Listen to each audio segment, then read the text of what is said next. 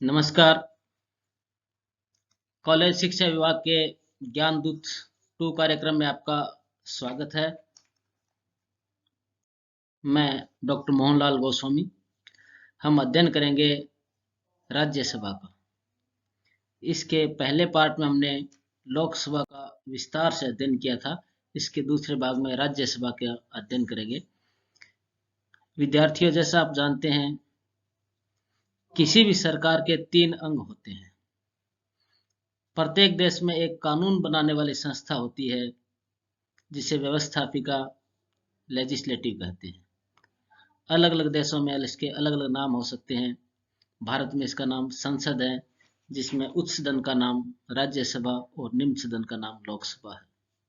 दूसरी संस्था कार्यपालिका होती है, एग्जीक्यूटिव, जो व्यवस्थापिका द्वारा बनाए कानूनों को लागू करने का काम करती है।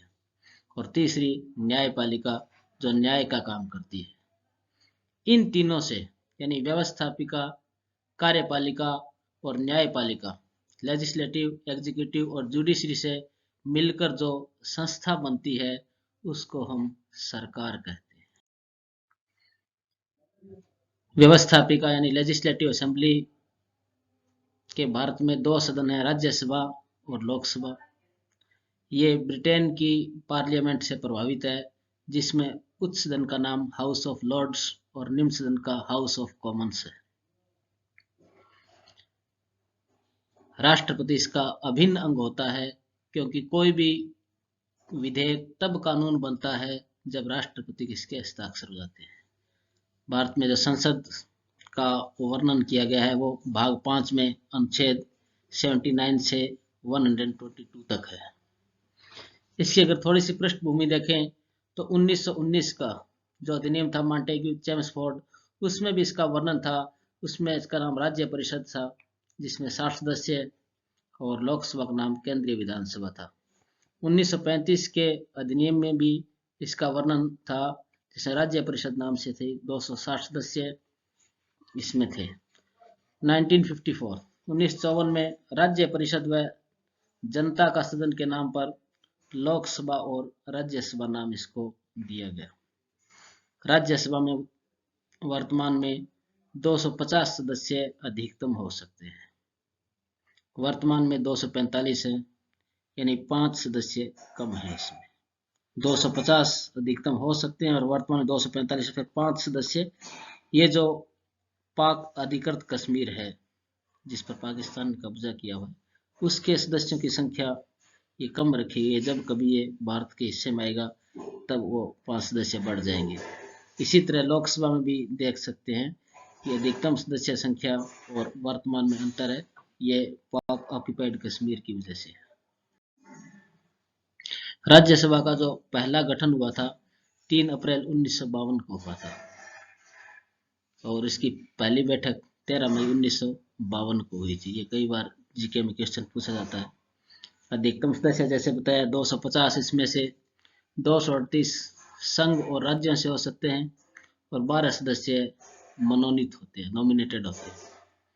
वर्तमान में 245 सदस्य हैं, 233 सदस्य संघ और राज्यों से, 12 सदस्य मनोनीत। इन 233 में भी राज्यों से वर्तमान में देखें 225 हैं, और संघ शासित प्रदेश जिसमें एनसीआर दिल्ली भी शामिल है, दिल्ली से 3 सदस्य, पुडुचेरी से 1, और इसमें जो चेंज हैं वो जम्मू और कश्मीर का है। इसमें से जम्मू और कश्मीर से 4 सदस्य होते हैं। चूंकि जम्मू और कश्मीर पहले राज्य में था, अब संघ शासित में है। इसका एक हिस्सा लद्दाख है, जिसका प्रतिनिधित्व नहीं है। 12 सदस्य राष्ट्रपति द्वारा मनोनीत किए जाते हैं। ये अनुच्छेद 80/3 में है। ये साहित्य, कला, विज्ञान व समाज सेवा क्षेत्रों से होने चाहिए। तो 4 शब्द हैं इसमें, साहित्य, कला, विज्ञान व समाज सेवा। इसमें ध्यान दें, खेल शब्द इसमें नहीं है। कई बार किसी खिलाड़ी को मनोनीत कर दिया जाता है, परंतु फिर उसको समाज सेवा एक बड़ा विस्तृत क्षेत्र है, वहां से लिया जाता है। सहकारी आंदोलन भी इसमें शब्द नहीं है, वो विधान परिषद में है। राज्यसभा में अनुसूचित जाति, जनजाति व महिलाओं के लिए आरक्षण का प्रावधान भी नहीं है। जैसे SC/ST का प्रतिनिधित्व लोकसभा में उस तरह से नहीं है। लोकसभा के राज्यसभा के सदस्यों की जो योग्यताएं हैं उसमें भारत का नागरिक होना चाहिए। नागरिकता अर्जित भी हो सकती है और जन्मजात भी हो सकती है। न्यूनतम आयु इसमें 30 वर्ष लाभ के पद पर न हो, यानी सामान्यतः सरकारी कर्मचारी नहीं होना चाहिए। लाभ के पद को परिभाषित नहीं किया गया। वैसे अगर कभी विवाद होता है तो निर्वाचन आयोग की सलाह से राष्ट्रपति इसका निर्णय करता है। इसका जो चुनाव होता है वो आनुपातिक प्रतिनिधित्व है, प्रोपोर्शनल रिप्रेजेंटेटिव सिस्टम द्वारा होता है। वो राज्य की विधानसभाओं द्वारा होते हैं। जैसे राजस्थान से 10 सदस्य निर्वाचित होते हैं।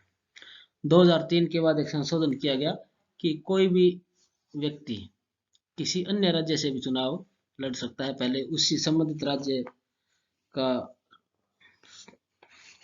मेंबर होने की एक योग्यता थी, परंतु 2003 के बाद ऐसी नहीं है और मतदाता सूची के अंदर उसका नाम कहीं होना चाहिए। भारत में भी राज्यसभा जो सदस्य है, राज्यसभा सदस्यों का जो कार्यकाल है वो 6 वर्ष से पहली बैठक से, और सभापति का कार्यकाल 5 वर्ष है।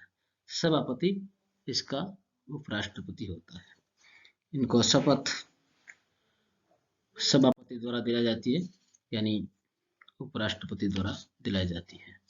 राज्यसभा के पदाधिकारी अगर देखें तो सभापति इसका मुख्य होता है, उपराष्ट्रपति होता है और इसका उपसभापति होता है। उपराष्ट्रपति का चुनाव अलग तरीका है और उपसभापति का चुनाव सदस्यों द्वारा किया जाता है। अगर त्याग पत्र देना हो तो सभापति व उपसभापति एक दूसरे को त्याग पत्र देते हैं। इनको पद से हटाया भी जा सकता है समय से पहले। इसमें राज्यसभा के बहुमत द्वारा और लोकसभा के साधारण बहुमत द्वारा पद से उनको हटाया जा सकता है। वेतन सभापति को मिलता है, उपराष्ट्रपति के नाम से उसको वेतन नहीं मिलता। उपराष्ट्रपति को वेतन सिर्फ सभापति के नाम से ही मिलता है। वर्तमान में जो सभापति हैं वो एम वेंकैया नायडू है, आंध्र प्रदेश से उपराष्ट्रपति हैं।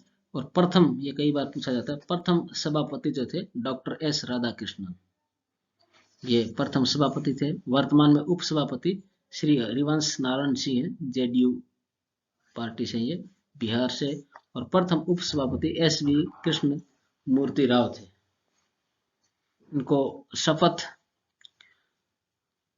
राष्ट्रपति उपराष्ट्रपति को शपथ दिलाते हैं और सदस्यों को सभापति शपथ दिलाते हैं। राज्यसभा में जो सीट्स हैं वो जनसंख्या के आधार पर है। लोकसभा और राज्यसभा दोनों में सीट्स जनसंख्या आधार रखा गया है। जैसे अमेरिका है, अमेरिका में जो उच्च सदन है सीनेट, उसमें राज्यों की समानता का आधार का सिद्धांत है। सीनेट में 100 सदस्य हैं, अमेरिका में 50 सदस्य हैं। सभी स्टेट से 2-2 सदस्य, 100 सदस्य हैं। परंतु यहाँ जनसंख्या का महत्व है, इसलिए आप देखेंगे उत्तर प्रदेश की सर्वाधिक सीट्स 31 सीट्स है। ये एक बहुत निर्धारक तत्व होता है उत्तर प्रदेश का, इसलिए ज्यादा महत्व होता है इसमें। राजस्थान से 10 सीट्स हैं। उत्तराखंड जो पहले उत्तर प्रदेश का पार्ट था, 3 सीट्स है उसमें। महाराष्ट्र से 2 नंबर पर महाराष्ट्र था 19, फिर पश्चिमी बंगाल 16 सीट्स, आंध्र प्रदेश की 18, तेलंगाना की 7, यानी आंध्र प्रदेश तेलंगाना पहले एक था, अलग अलग हो गए। बिहार की 16 है इसमें, और हरियाणा 5, पंजाब की 7 सीट्स, झारखंड की 6 सीट्स, हरियाणा 5 और पंजाब 7, अरुणाचल प्रदेश, मेघालय, मणिपुर, मिजोरम, त्रिपुरा, नागालैंड व गोवा, पुडुचेरी, इनकी प्रत्येक की 1-1 सीट्स है। चंडीगढ़, दादर नगर हवेली, अंडमान निकोबार, लक्षद्वीप, दमन दीव का इनका कोई प्रतिनिधित्व इसमें राज्यसभा में नहीं है। इसमें एक चेंज जो दिखाया गया है, जम्मू कश्मीर पहले राज्य में था, अब ये संघ शासित में है। लद्दाख की 0 सीट्स है, परंतु ये जैसा कि पार्लियामेंट में इसकी घोषणा की थी, ये स्टेटस अस्थायी है। बाद में इसको स्टेटस का दर्जा भी मिलेगा इसमें। इस तरह पार्लियामेंट की कार्यवाही में विपक्ष का नेता, इसके लिए जिस तरह लोकसभा में विपक्ष के पास 10% सीट होनी चाहिए, 545 से 10% सीट होनी चाहिए, वो इसमें कंडीशंस नहीं रखी गई है। उसके लिए 3 सीट शर्तें हैं, सबसे बड़ी पार्टी हो, सभापति से मान्यता हो और वो राज्यसभा का सदस्य हो। वर्तमान में विपक्ष के नेता मल्लिकार्जुन खड़गे हैं वेस्ट बंगाल से। पहले लोकसभा में ये विपक्ष का कार्य देखते थे 16 फरवरी 2021 से। इससे पहले गुलाम नबी आजाद जो थे 15 फरवरी 2021 तक विपक्ष के नेता रहे। विपक्ष के प्रथम नेता जो थे श्याम प्रसाद मिश्रा थे 1969 में, परंतु उसमें विपक्ष के नेता को मान्यता नहीं मिलती थी। विपक्ष के नेता को मान्यता देने की प्रथा 1977 में शुरू हुई। उसमें प्रथम नेता कमलापति त्रिपाठी थे। ये क्वेश्चन जी के कई बार पूछा जाता है। राज्यसभा की अगर शक्तियां देखें तो विधायी शक्तियां, कानून बनाने से संबंधित जो शक्तियां हैं, उसमें विधेयक किसी भी सदन में प्रस्तुत किया जा सकता है। लगभग समान शक्तियां दी गई है। दोनों सदनों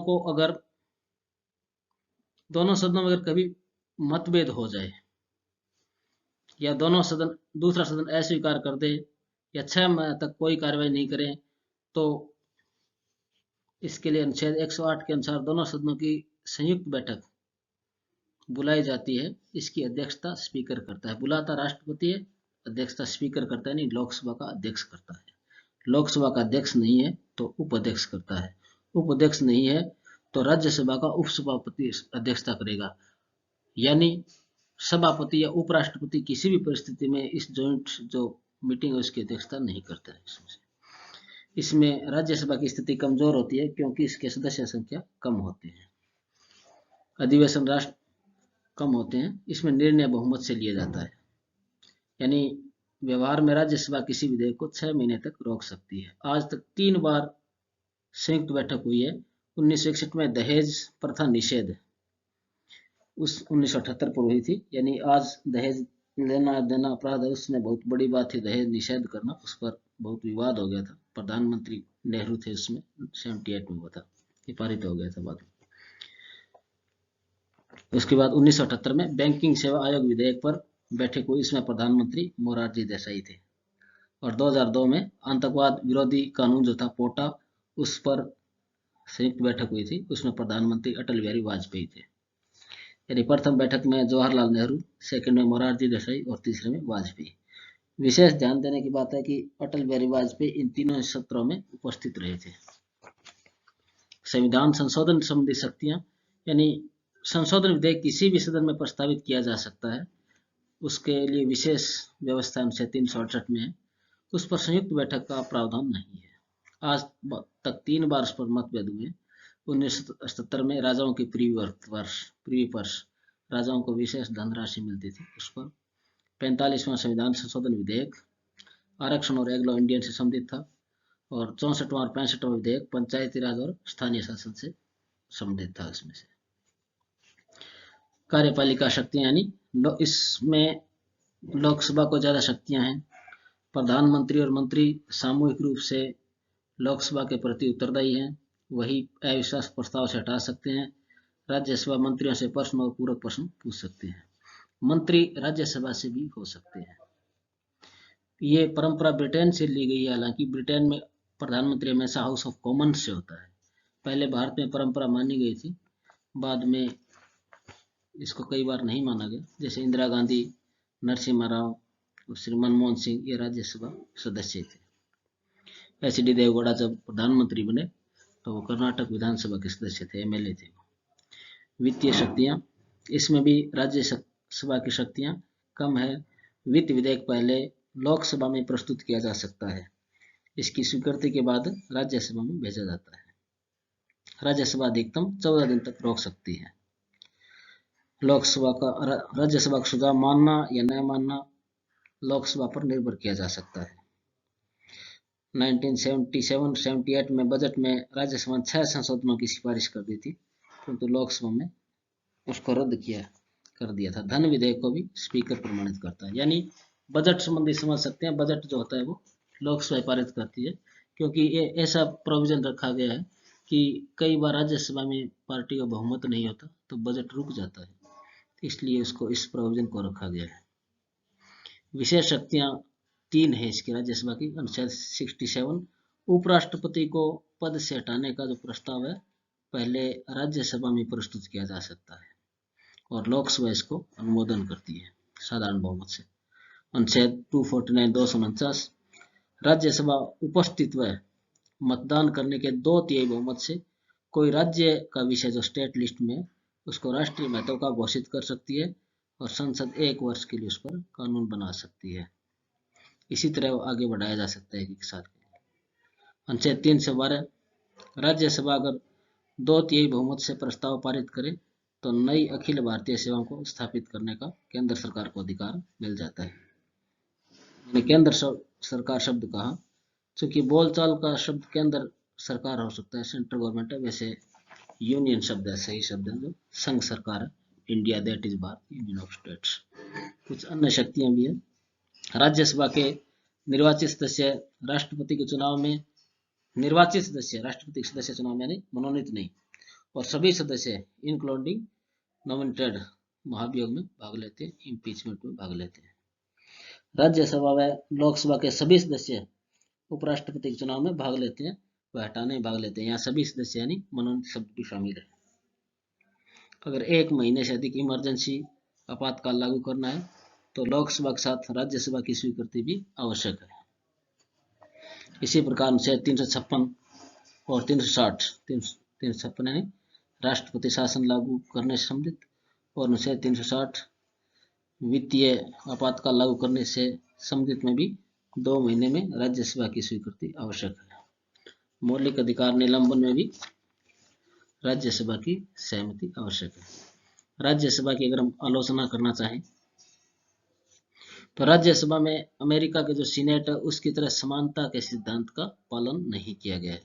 जनसंख्या के आधार पर प्रतिनिधित्व दिया गया है, यानी किसी राज्य को ज्यादा महत्व है जैसे यूपी का, और किसी के पास प्रतिनिधित्व भी नहीं है। ये जनसंख्या का आधार है। इसके अंदर जिस राज्य की ज्यादा जनसंख्या है उसकी ज्यादा इंपॉर्टेंस है। सबसे ज्यादा उत्तर प्रदेश की। राज्यसभा के सदस्य अप्रत्यक्ष निर्वाचन पद्धति के आधार पर चुने जाते हैं। इससे जनता का प्रत्यक्ष संपर्क नहीं रहता। जैसे राजस्थान से 10 सदस्य चुने जाते हैं, ये आनुपातिक प्रतिनिधित्व प्रणाली से होते हैं, तो जनता में पता नहीं चलता कौन मेंबर कहाँ से है। जैसे लोकसभा उसको पब्लिक जानती है परंतु इनको जनरली नाम भी नहीं जानते। इसमें आनुपातिक प्रतिनिधित्व प्रणाली के आधार पर चुनाव होते हैं, तो जो पद्धति है उसमें छोटे क्षेत्रीय दल है उनको भी स्थान मिल जाता है, और ये राष्ट्रीय हित में नहीं होती क्योंकि लोकसभा में किसी पार्टी को ज्यादा बहुमत नहीं रहता और बहुत सालों बाद किसी को बहुमत मिल पाता है। राज्यसभा में राष्ट्रपति जो 12 सदस्य मनोनीत करता है वो लोकतांत्रिक नहीं है। नहीं, लोकतंत्र में होना चाहिए कि चुनाव ही होना चाहिए, उसमें मनोनीत जब करते हैं तो उसमें कहीं ना कहीं बायस्ड हो सकते हैं। जैसे लोकसभा में है एंग्लो इंडियंस का जो मनोनीत किया जाता है उसको 104 में संविधान संशोधन द्वारा हटा दिया गया। राज्यसभा में कई बार उन लोगों को स्थान दे दिया जाता है जो प्रत्यक्ष चुनाव में हार जाते हैं, या विशेष गुटों को प्रतिनिधित्व दे दिया जाता है, या राजनीतिक रूप से किसी व्यक्ति को शांत करने के लिए भी स्थान दिया जाता है। 2003 में जो संशोधन किया गया कि राज्यसभा सदस्यता के लिए संबंधित राज्य का निवासी होना आवश्यक नहीं, और दूसरा उसमें खुला मतदान शुरू किया गया। ये एक तरीके से उनके लिए, राजनीतिक दलों के लिए थोड़ी स्वार्थ पूर्ति का साधन भी हो जाता है। इनकी शक्ति के बारे में आलोचना करें तो वो साधारण विधेयक को 6 महीने तक और वित्त विधेयक को 14 दिन की देरी कर सकती है। यह उपराष्ट्रपति और राष्ट्रपति चुनाव में भी भाग लेती है। राज्य सूची के विषय को राष्ट्रीय महत्व का घोषित कर सकती हैं। अखिल भारतीय सेवाओं का सृजन करने के लिए प्रस्ताव पारित कर सकती हैं।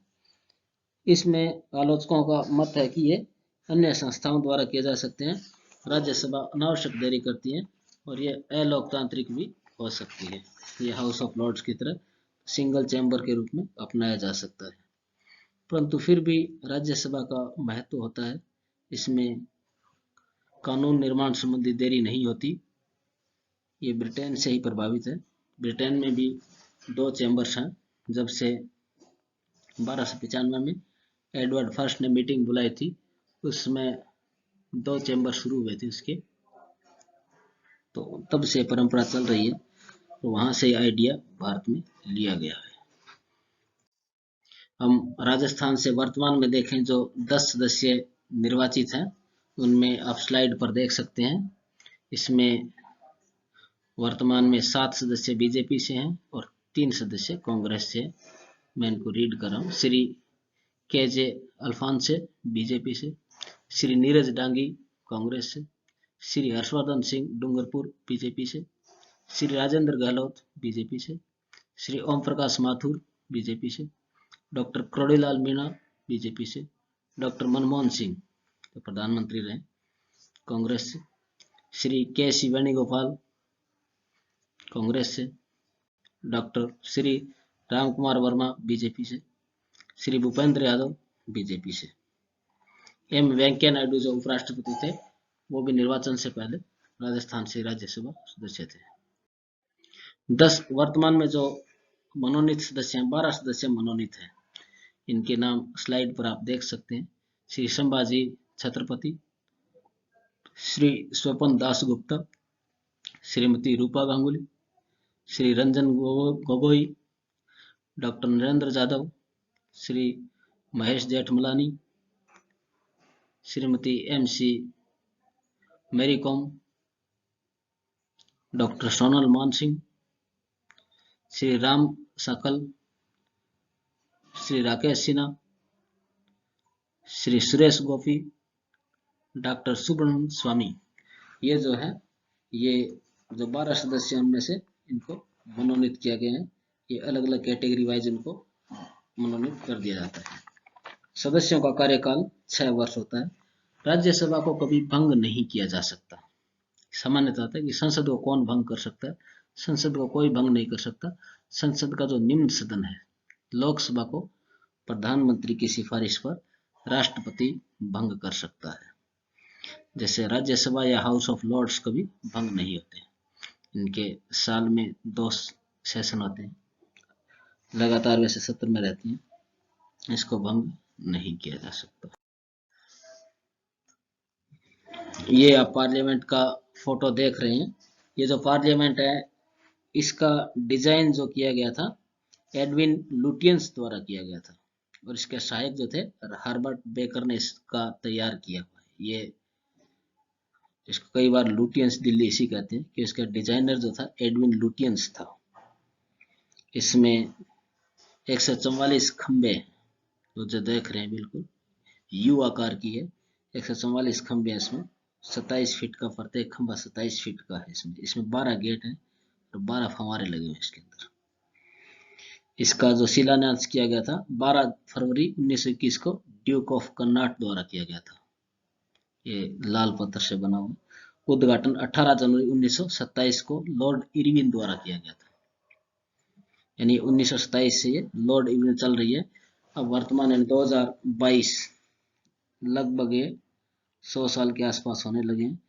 इसलिए दूसरा फोटो आप देख रहे हैं, ये पार्लियामेंट, उसी के पास नई पार्लियामेंट का भवन का डिजाइन दिखाया गया है। इसका उद्घाटन शिलान्यास जो किया गया या भूमि पूजन किया गया 10 दिसंबर 2020 को प्रधानमंत्री द्वारा किया गया। इसमें से इसके जो चीफ आर्किटेक्ट हैं वो विमल पटेल है। इसके ये भी जब पार्लियामेंट बन जाएगी तो इसमें ज्यादा सदस्य बैठ सकते हैं और ज्यादा सुविधाजनक तरीके से हो सकते हैं। इसके साथ एक विशेष घटना जुड़ी है पुरानी बिल्डिंग के साथ। ये इससे पहले जो दिल्ली है, दिल्ली में थी जो विधानसभा चलती है, वहां थी केंद्रीय असेंबली, वहां थी। इसमें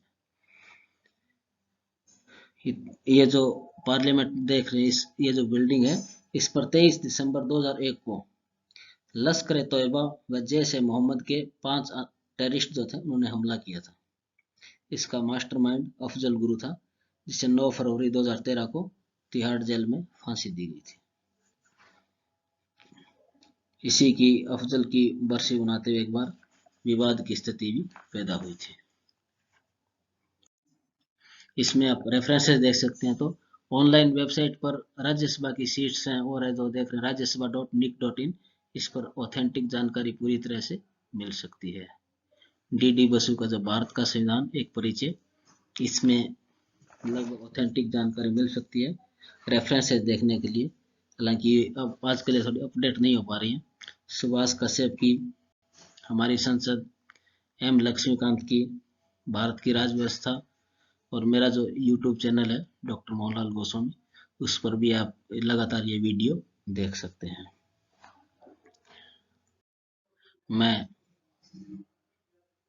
अंत में धन्यवाद करना चाहूँगा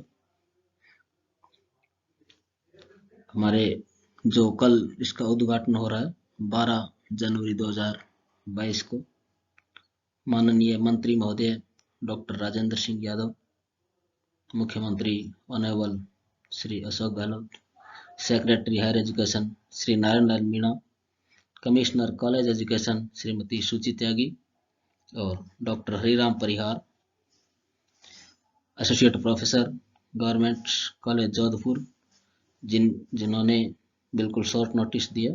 शॉर्ट नोटिस पर मैंने ये तैयार किया गया, और मैं अपने बड़े भाई साहब doctor Om Prakash Gosai, associate professor Motilal Nehru college New Delhi का भी धन्यवाद करना चाहूँगा, जिनकी प्रेरणा से मैं लगातार वीडियो रिकॉर्ड कर रहा हूँ। मैं doctor Mohanlal Goswami, government girls college Hanumangarh. धन्यवाद।